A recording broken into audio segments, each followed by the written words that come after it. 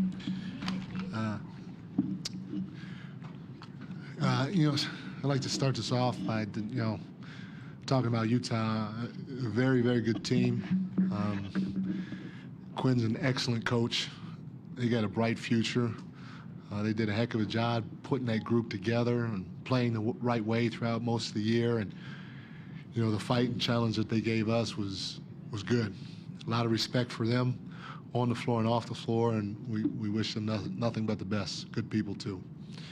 I thought, during the game, there was a lot of ebb and flow. We went on a run. We talked about getting off to a good start. Our guys did that, but maybe I should have said we should get off to a good start and keep playing that way. That's the part I might have left out. And Utah fought, they clawed. Next thing you know, it's a ball game. The young fella, Dante Exum, came in and had a heck of a game for those guys. He got them back into it. His energy that he brought, the toughness, he wasn't afraid of the moment, helped them get back in the ball game. But I got to give our guys credit because they stayed with it. Every time Utah went on a little run and cut it to 5 or 10 or 7 or whatever it was, our guys responded. And I threw a lot of different bodies out there throughout the course of the game, even when the game was still undecided, and all of our guys stepped up. Credited to something that we talk about all the time is we had 11 turnovers. Steve always says, win the possession game, win the possession game, win the possession game, and if we can do that, good things are going to happen. 28 assists. Steph was Steph. We fed off of him, fed off of his presence. I tell you, Draymond was terrific. And yes, he had a triple-double, and that should definitely be celebrated because that was hard-earned tonight.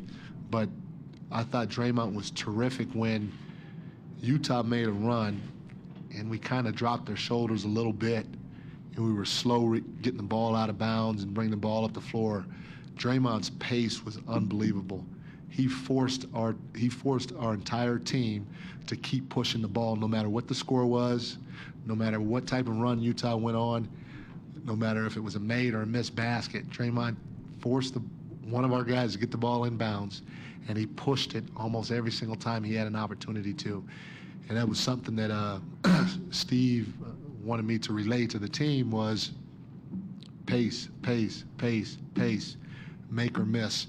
And Draymond was terrific in that area. He took it to heart. And the last guy I'd like to point out, because it may not show in many statistical categories, but is Sean Livingston. I thought Sean was fantastic for us. He was a steady hand throughout the course of the night. And I mean, he played, although he only played 17 minutes, those 17 minutes were huge. And I'm not a huge plus or minus guy, but the plus 28 definitely stands out. And he did a lot of good things that may not show up in the stat sheet. So good win. We found a way to defend, took care of the ball, scored enough points, and got the win. John Kerr, Sports Exchange. Coach, looking at the first quarter, what did you feel like you did most effectively defensively to limit the Jazz? They only shot 24% from the field, only had 17 points. I thought for the most part we were in tune with what our coverages needed to be, and one of the things that we kept telling our guys, we didn't want them to be comfortable offensively. We wanted to get up into them and force the issue. And you guys have obviously all played basketball on the playground, and you always hate when there's that one guy that's just up in your chest the whole game. You want to just swat him away, and if you don't want to swat him away, you're like, I'm going to drive by him and I'm going to go get a layup. And so that was our mentality going into the series. We wanted to try to make these guys as uncomfortable as possible throughout the course of the game and not necessarily let them get in the rhythm to execute their offense. And part of our deal was we were going to switch everything and not let them have an advantage when they play pick and roll or when they go into the post. And our guys did a phenomenal job doing that. What that usually makes your opponent do when you're switching everything and you're keeping bodies in front of the ball, they usually get into a one-on-one game. And that's tough for most teams to do for 48 minutes. So our guys were locked in defensively. And then offensively, I thought we moved that ball. We might have taken a couple of quick shots, but I thought the pace was there offensively, and I thought the ball was humming, and we took the right shots at the right time.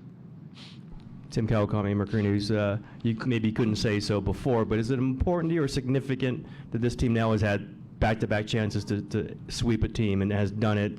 Started off great in both games, obviously, like the game in Portland, and maybe looking at that team in Cleveland that has done the same thing? Yeah, I mean, not really looking at the team in Cleveland. You know, they're going to do it. They're going to do what they're going to do. But for us, I mean, we just want to try to go out, play the right way, and get better every series. And again, I hate to keep saying this, but it's something that Steve has talked about, and even some of our phone conversations that we've had. You know, he's always, harping on, hey, it's not just for this game. It's for the long term. We got to get better. We got to do things the right way. And so for us, we feel if we do things the right way, Tim, that we're going to win most ball games. And so for us to go out and play the right way, get a sweep, gives us a few extra days off right here, and then we'll get ready for our next opponent. But we don't really care what anybody else out there does. Kareem Copeland, AP. What have you been most impressed by during this 8-game streak?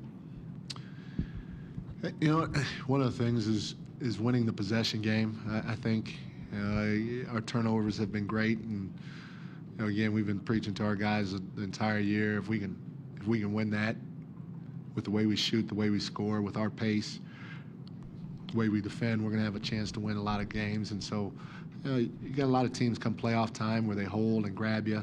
It's a little bit more physical, and they don't call fouls as much. So turnovers can happen if you're not strong with the basketball, and our guys have done a fantastic job of taking care of it. Hey, Mike. Phil Barber, Santa Rosa Press, Democrat. There was a moment in the game when Curry didn't get out on a three-pointer, and Durant had a few words with him as they were coming to the bench. Steph looked a little frustrated. Not that it was a big deal, but describe the atmosphere on a team where one MVP can chirp a little at another MVP, and it seems to work instead of hurt the team. When you get to this point in the year, and I've been fortunate to be at this point in the year with other teams too. I've always experienced that you have to have a team that has ownership of what they're doing. Not only do they need to have ownership of what they're doing, but they can't be afraid to police one another. And our group does that. If somebody does something wrong, I don't have to say it half the time because somebody else is, whether it's Draymond, Katie in that instance, D. West, Andre. We have intelligent players on the team that all respect each other, and they all understand what needs to be done out there, coverage-wise, offensively, and they're not afraid to say it. And that's the culture that Steve's built here, and it's just good to be a part. Mike, obviously Steve built that culture, but what are some of the more quantifiable ways that Steve impacted this series without actually being here, like in terms of helping you along this process? A lot of times he helps with the messaging, and he's watching every single game, and so there are going to be some things that he sees out there that we may not see because he doesn't have this perspective that we do. We're in the locker room, we're going through it, and he's kind of sitting back and seeing it from a different viewpoint, and so he'll help us strategize with things, helped with the rotation. He just, whatever he sees, he shares. And for the neat part about it is, he always ends every conversation with, Mike, you're there, I'm not there, so these are just suggestions. You got to feel it, and you got to make the decision as to which direction you're going to go with the team.